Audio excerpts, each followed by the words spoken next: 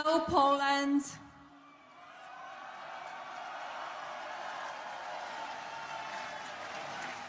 Thank you very much. My husband and I have enjoyed visiting your beautiful country. I want to thank President and Mrs. Duda for their warm welcome and their generous hospitality. I had the opportunity to visit the Copernicus Science Center today and found it not only informative, but thoughtful in its mission, which is to inspire people to observe, experiment, ask questions, and seek answers.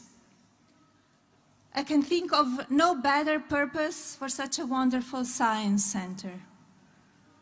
Thank you to all who were involved in giving us the tour, especially the children who made it such a wonderful experience. As many of you know, a main focus of my husband's presidency is safety and security of the American people. I think as all of us can agree, people should be able to live their lives without fear, no matter what country they live in. That is my wish for all of us around the world. Thank you again for this wonderful welcome to your very special country. Your kindness and gracious hospitality will not be forgotten. And now it is my honor to introduce to you my husband, the President of the United States, Donald J. Trump.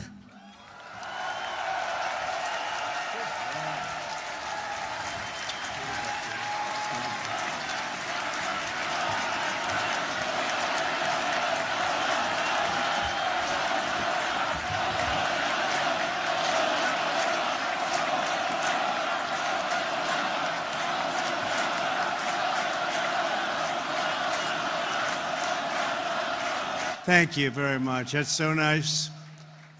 The United States has many great diplomats, but there is truly no better ambassador for our country than our beautiful First Lady, Melania. Thank you, Melania. That was very nice.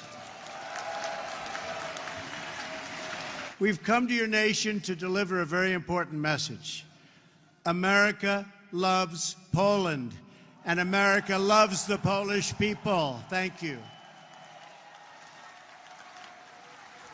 The Poles have not only greatly enriched this region, but Polish Americans have also greatly enriched the United States, and I was truly proud to have their support in the 2016 election.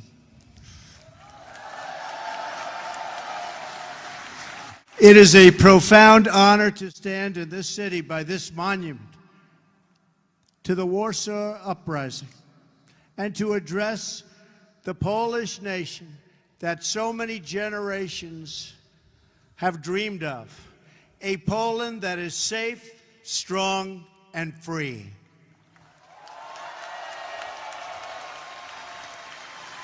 President Duda and your wonderful First Lady, Agata, have welcomed us with the tremendous warmth and kindness for which Poland is known around the world. Thank you.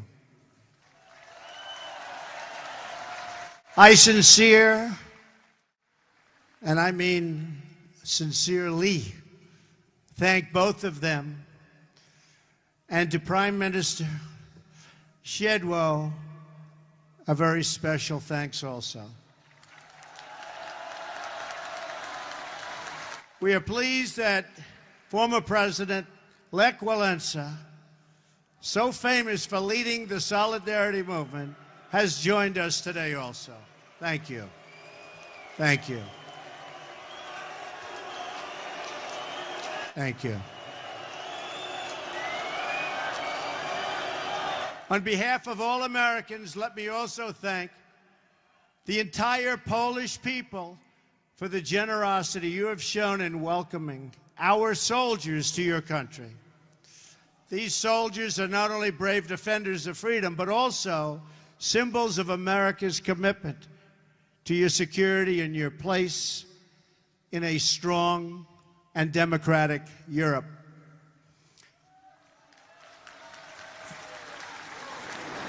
We are proudly joined on stage by American, Polish, British, and Romanian soldiers. Thank you. Thank you. Great job.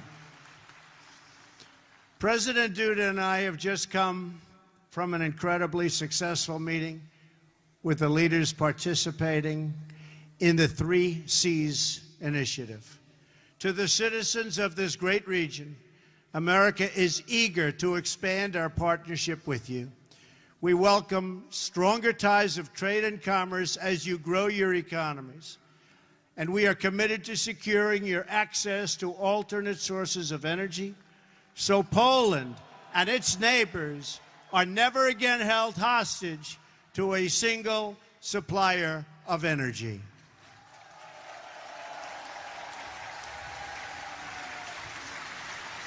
Mr. President, I congratulate you, along with the President of Croatia, on your leadership of this historic 3 Cs initiative. Thank you. This is my first visit to Central Europe as president, and I am thrilled that it could be right here at this magnificent, beautiful piece of land. It is beautiful. Poland is the geographic heart of Europe. But more importantly, in the Polish people, we see the soul of Europe.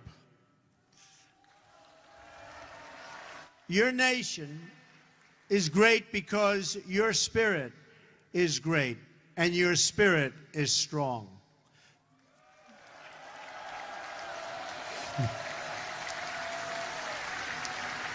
For 2 centuries, Poland suffered constant and brutal attacks.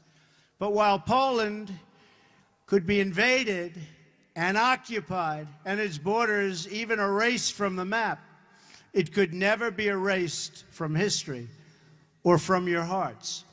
In those dark days, you have lost your land, but you never lost your pride.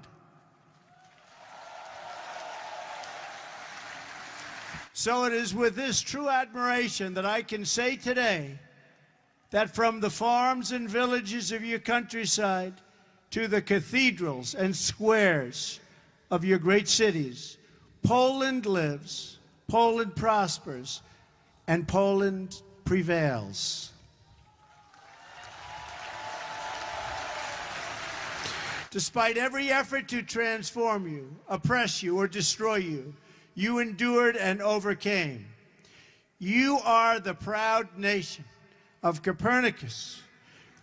Think of that.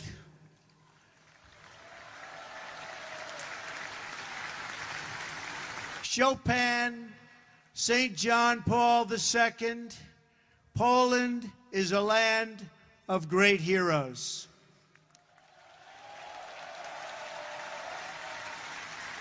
And you are a people who know the true value of what you defend. The triumph of the Polish spirit over centuries of hardship gives us all hope for a future in which good conquers evil and peace achieves victory over war. For Americans, Poland has been a symbol of hope since the beginning of our nation. Polish heroes and American patriots fought side by side in our War of Independence and in many wars that followed. Our soldiers still serve together today in Afghanistan and Iraq, combating the enemies of all civilization. For America's part, we have never given up on freedom and independence as the right and destiny of the Polish people, and we never, ever will.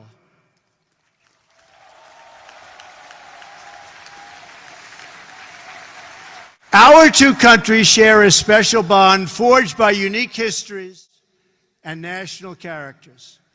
It's a fellowship that exists only among people who have fought and bled and died for freedom. The signs of this friendship stand in our nation's capital. Just steps from the White House, we've raised statues of men with names like Pulaski and Kosciuszko.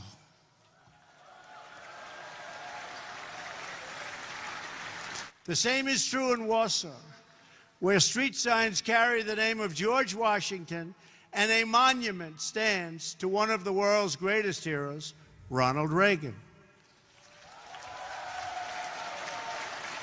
And so I am here today not just to visit an old ally, but to hold it up as an example for others who seek freedom and who wish to summon the courage and the will to defend our civilization.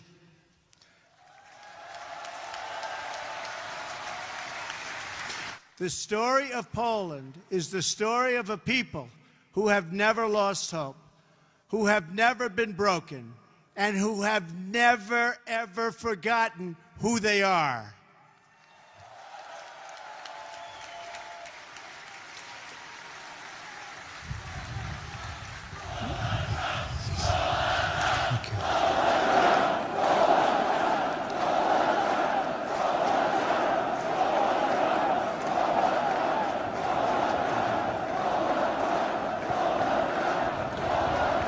Thank you so much. Thank you. Thank you so much. Such a great honor. This is a nation more than 1,000 years old. Your borders were erased for more than a century and only restored just 1 century ago. In 1920, in the miracle of Vistula, Poland stopped the Soviet army bent on European conquest.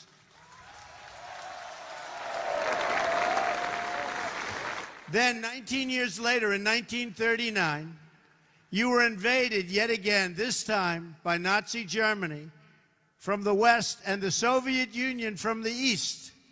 That's trouble. That's tough. Under a double occupation, the Polish people endured evils beyond description.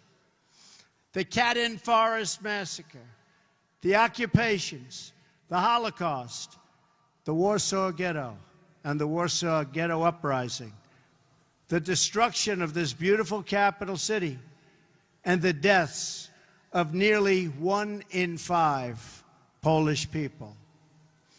A vibrant Jewish population, the largest in Europe, was reduced to almost nothing after the Nazis systematically murdered millions of Poland's Jewish citizens, along with countless others during that brutal occupation.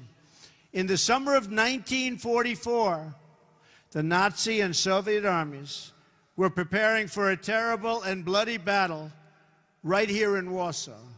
Amid that hell on earth, the citizens of Poland rose up to defend their homeland.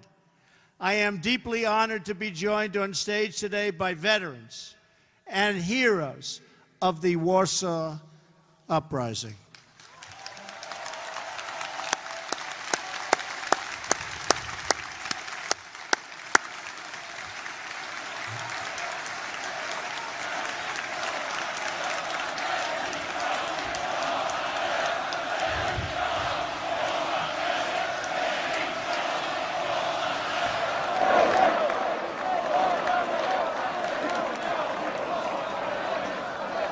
What great spirit. We salute your noble sacrifice, and we pledge to always remember your fight for Poland and for freedom. Thank you. Thank you. This monument reminds us that more than 150,000 Poles died during that desperate struggle to overthrow oppression.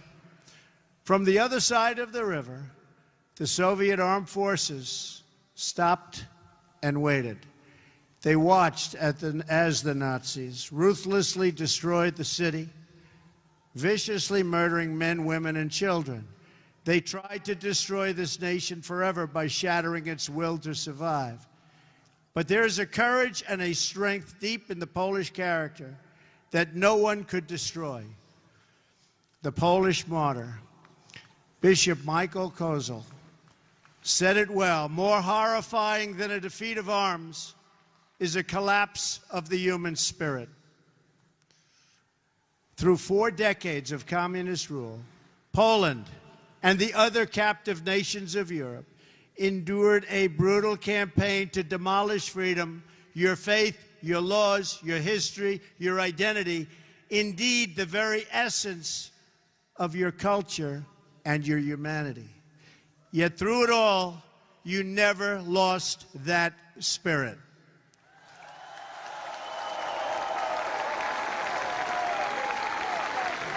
Your oppressors tried to break you, but Poland could not be broken.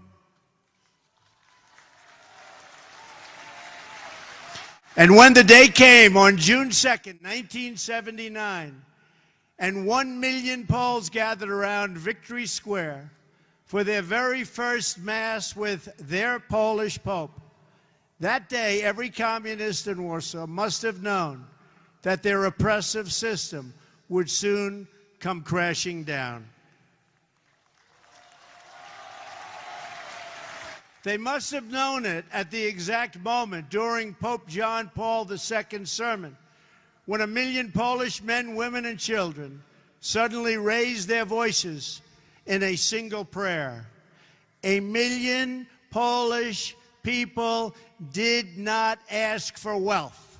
They did not ask for privilege. Instead, 1 million Poles sang 3 simple words: we want God.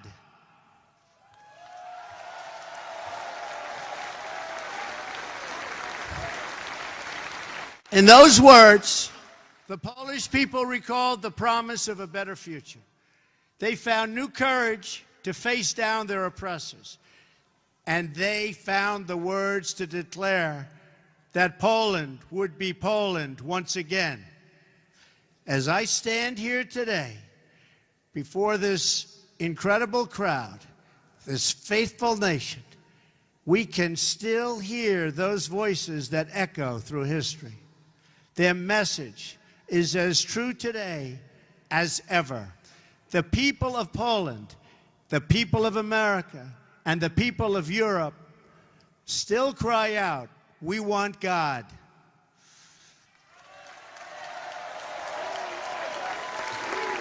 Together with Pope John Paul II, the Poles reasserted their identity as a nation devoted to God. And with that powerful declaration of who you are, you came to understand what to do and how to live. You stood in solidarity against oppression, against a lawless secret police, against a cruel and wicked system that impoverished your cities and your souls. And you won. Poland prevailed. Poland will always prevail.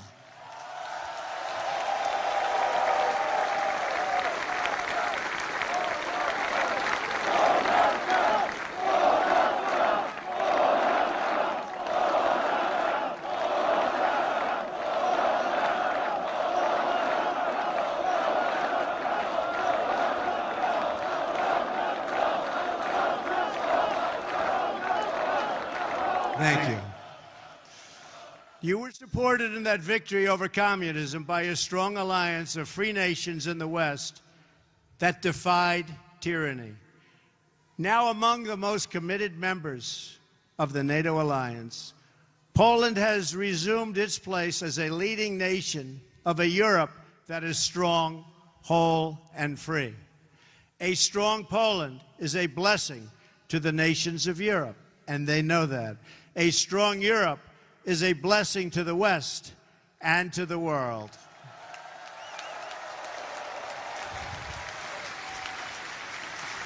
"100 years after the entry of American forces into World War I, The transatlantic bond between the United States and Europe is as strong as ever, and maybe in many ways even stronger. This continent no longer confronts the specter of communism. But today we're in the West, and we have to say there are dire threats to our security and to our way of life. You see what's happening out there. They are threats. We will confront them. We will win. But they are threats.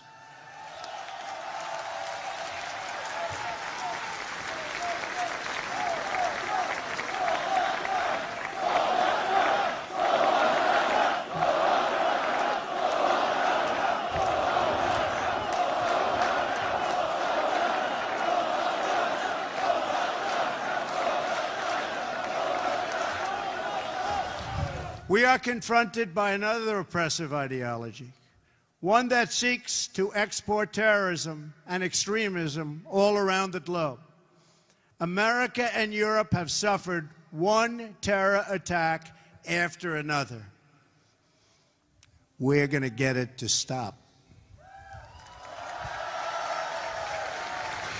During a historic gathering in Saudi Arabia, I called on the leaders of more than 50 Muslim nations to join together to drive out this menace which threatens all of humanity.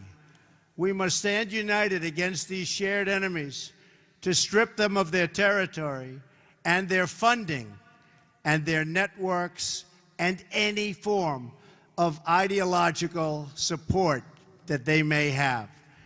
While we will always welcome new citizens who share our values and love our people, our borders will always be closed to terrorism and extremism of any kind.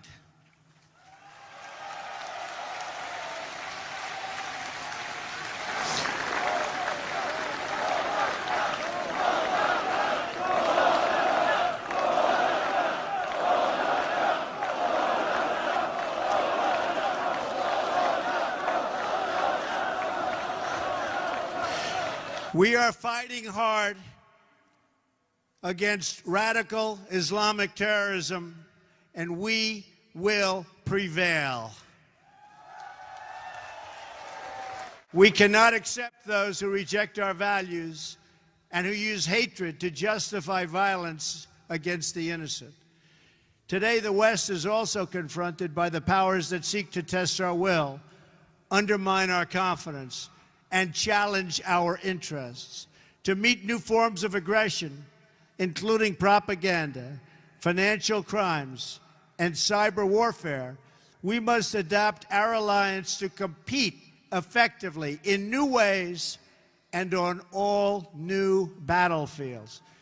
We urge Russia to cease its destabilizing activities in Ukraine and elsewhere, and its support for hostile regimes, including Syria and Iran, and to instead join the community of responsible nations in our fight against common enemies and in defense of civilization itself.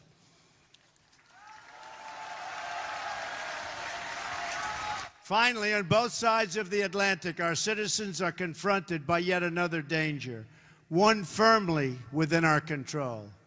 This danger is invisible to some, but familiar to the Poles. The steady creep of government bureaucracy that drains the vitality and wealth of the people. The West became great, not because of paperwork and regulations, but because people were allowed to chase their dreams and pursue their destinies. Americans, Poles, and nations of Europe value individual freedom and sovereignty. We must work together to confront forces, whether they come from inside or out, from the South or the East, that threaten over time to undermine these values and to erase the bonds of culture, faith, and tradition that make us who we are.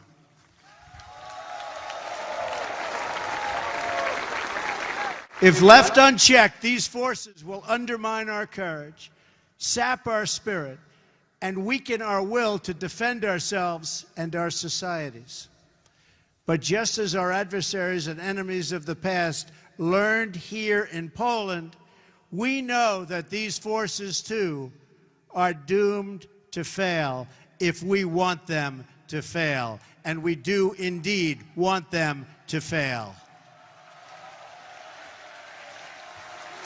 They are doomed not only because our alliance is strong, our countries are resilient, and our power is unmatched.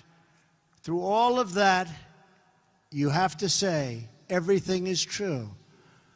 Our adversaries, however, are doomed because we will never forget who we are. And if we don't forget who we are, we just can't be beaten. Americans will never forget. The nations of Europe will never forget. We are the fastest and the greatest community. There is nothing like our community of nations. The world has never known anything like our community of nations. We write symphonies. We pursue innovation. We celebrate our ancient heroes, embrace our timeless traditions and customs, and always seek to explore and discover brand new frontiers. We reward brilliance. We strive for excellence and cherish inspiring works of art that honor God. We treasure the rule of law and protect the right to free speech and free expression. We empower women as pillars of our society and of our success. We put faith and family, not government and bureaucracy, at the center of our lives, and we debate everything. We challenge everything. We seek to know everything so that we can better know ourselves. And above all, we value the dignity of every human life, protect the rights of every person, and share the hope of every soul to live in freedom.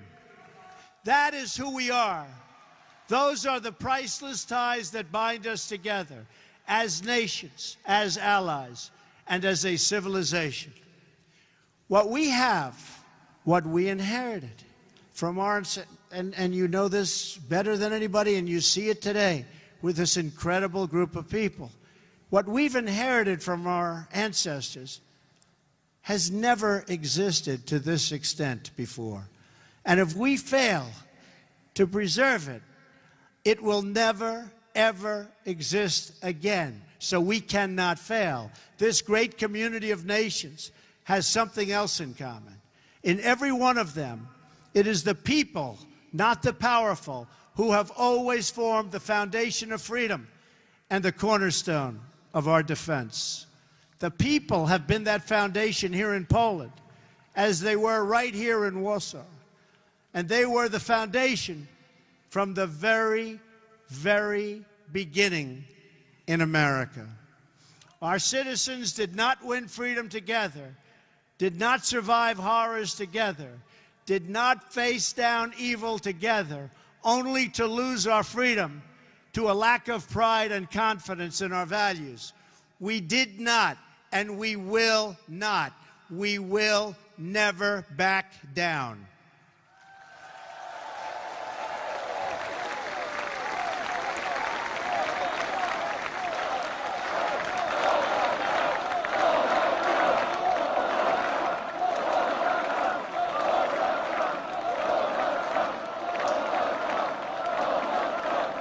As long as we know our history, we will know how to build our future. Americans know that a strong alliance of free, sovereign, and independent nations is the best defense for our freedoms and for our interests. That is why my administration has demanded that all members of NATO finally meet their full and fair financial obligations.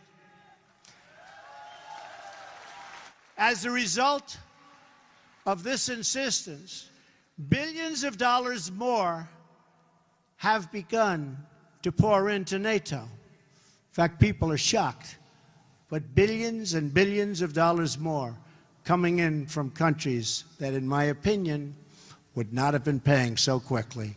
To those who would criticize our tough stance, I would point out that the United States has demonstrated, not merely with words, but with its actions, that we stand firmly behind Article 5, the Mutual Defense Commitment. Words are easy, but actions are what matters. And for its own protection, and you know this, everybody knows this, everybody has to know this, Europe must do more. Europe must demonstrate that it believes in its future by investing its money to secure that future. That is why we applaud Poland for its decision to move forward this week on acquiring from the United States the battle-tested Patriot air and missile defense system, the best anywhere in the world. That is also why we salute the Polish people for being one of the NATO countries that has actually achieved the benchmark for investment in our common defense. Thank you, Poland. I must tell you, the example you set is truly magnificent, and we applaud Poland. Thank you. We have to remember that our defense is not just a commitment of money. It is a commitment of will. Because as the Polish experience reminds us, the defense of the West ultimately rests not only on means, but also on the will of its people to prevail and be successful and get what you have to have. The fundamental question of our time is whether the West has the will to survive. Do we have the confidence in our values to defend them at any cost?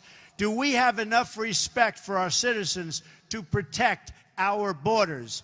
Do we have the desire and the courage to preserve our civilization in the face of those who would subvert and destroy it? We can have the largest economies and the most lethal weapons anywhere on earth. But if we do not have strong families and strong values, then we will be weak and we will not survive. If anyone forgets the critical importance of these things, let them come to one country that never has. Let them come to Poland.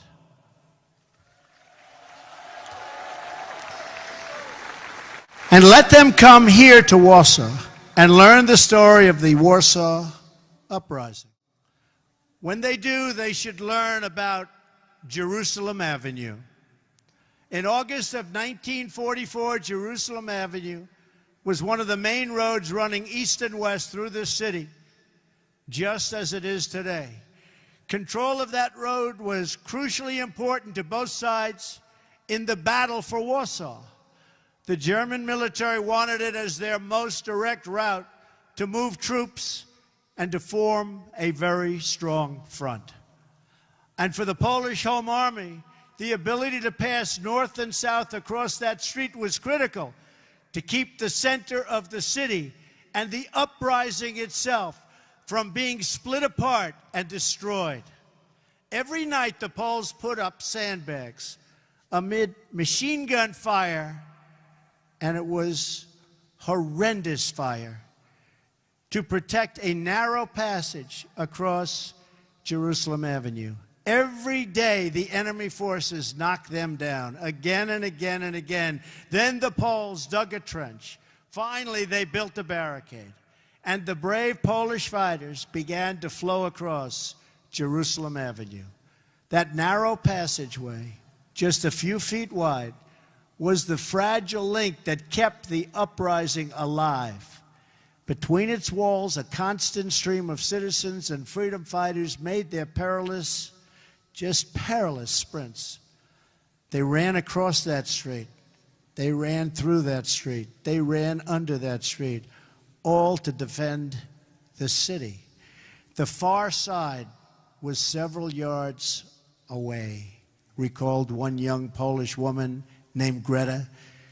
That mortality and that life was so important to her In fact, she said, the mortally dangerous sector of the street was soaked in blood. It was the blood of messengers, liaison girls, and couriers. Nazi snipers shot at anybody who crossed. Anybody who crossed, they were being shot at. Their soldiers burned every building on the street, and they used the poles as human shields for their tanks in their effort to capture Jerusalem Avenue. The enemy never ceased its relentless assault on that small outpost of civilization. And the poles never ceased its defense. The Jerusalem Avenue passage required constant protection, repair, and reinforcement. But the will of its defenders did not waver, even in the face of death. And to the last days of the uprising, the fragile crossing never, ever failed. It was never, ever forgotten. It was kept open by the Polish people. The memories of those who perished in the Warsaw Uprising cry out across the decades, and few are clearer than the memories of those who died to build and defend the Jerusalem Avenue crossing. Those heroes remind us that the West was saved with the blood of patriots, that each generation must rise up and play their part in its defense.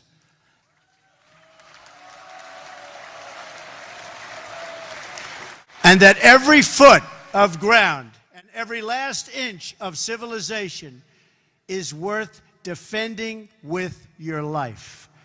Our own fight for the West does not begin on the battlefield. It begins with our minds, our wills, and our souls.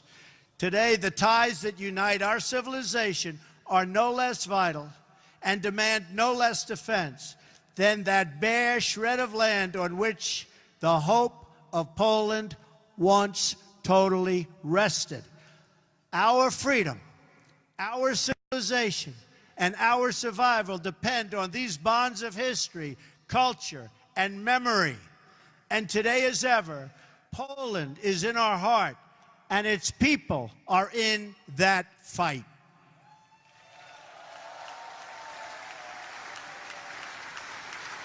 Just as Poland could not be broken, I declare today for the world to hear that the West will never, ever be broken. Our values will prevail, our people will thrive, and our civilization will triumph.